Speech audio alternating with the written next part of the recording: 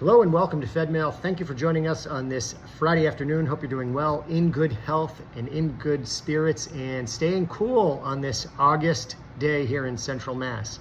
The big headline news around the world over the last few days was the successful elimination, the targeted assassination of Hamas mastermind terrorist Ismail Haniyeh at a guest house in Tehran. Experts are saying that an explosive device had been smuggled into the guest house over 2 months ago and was detonated remotely.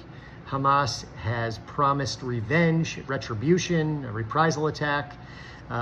Israel is anxiously awaiting and preparing for such an attack to come from the Hamas, Houthi, Hezbollah, Iran axis. And the United States has promised to back Israel if the attacks escalate. And so we are all anxiously awaiting to see what happens with this attack being expected imminently. We are praying for our friends and family and hoping that things in the region remain as calm as they can be given the circumstances. Also this week, some good news. Evan Gershkovich, the Wall Street Journal reporter who had been held captive in a Russian prison for the last 16 plus months, was released in a major prisoner exchange, a major swap that took place, and he is headed back to the United States. We've been talking about this young man for quite some time. It's been a very high profile case on the international stage, and we are excited to have him back.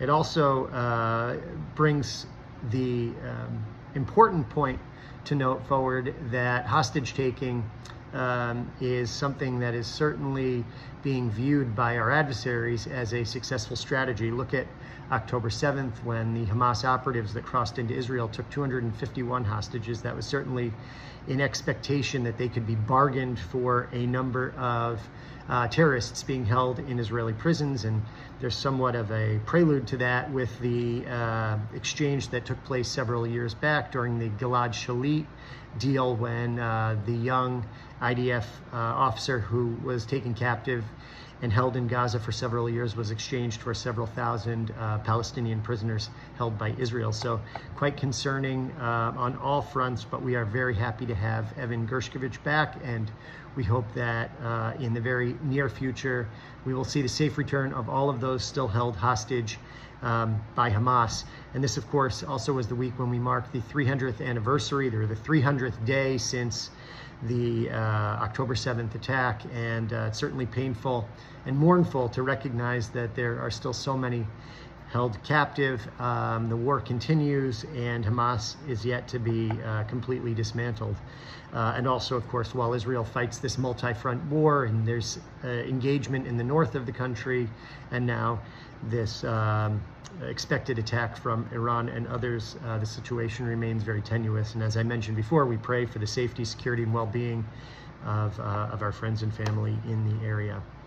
Turning to local news now, of course, we can start off by mentioning that a local Worcester young man successfully completed the pommel horse in men's gymnastics the other day at the Olympics, winning the U.S. men's gymnastics team a medal. Very exciting and good news, a local hero. And now some upcoming events within the Jewish community. There is a Temple Emmanuel Sinai Summer Institute beginning tonight. This is a series, but tonight's program is going to be presented by Bruce Wally. So check that out on the TES website or in Fedmail on the flyer below. Also, there is a happy hour coming up with Yad on the 6th, a pickleball outing on the 11th. On the 15th, Hadassah has a really cool program teaching you how to better use your cell phone camera, and that's hosted by Rebecca Weiner. So here we are with our cell phones, camera in our pocket all the time. We could do a lot better taking better pictures, and Hadassah, led by Rebecca Weiner, they are going to teach you how to do that. Tanglewood, a trip to Tanglewood with the JCC on the 18th, and the Yad Summer Outing for newcomers taking place also on the 18th. So your calendar can be full of lots of great events within the Jewish community coming up over the next few days and weeks. So with that, I want to thank you for tuning in. I also want to acknowledge and say that we remember Danny Baker, who passed away unexpectedly 2 years ago.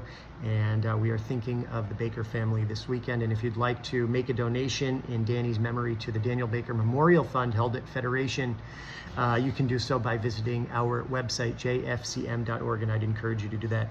With that, I want to wish you a good Shabbos, Shabbat Shalom, and of course, we're going to pray for the safety, security, and well-being of our friends and family in Israel and around the world. Thank you for supporting Jewish life here, there, and everywhere. Take care. Shabbat Shalom. Bye-bye.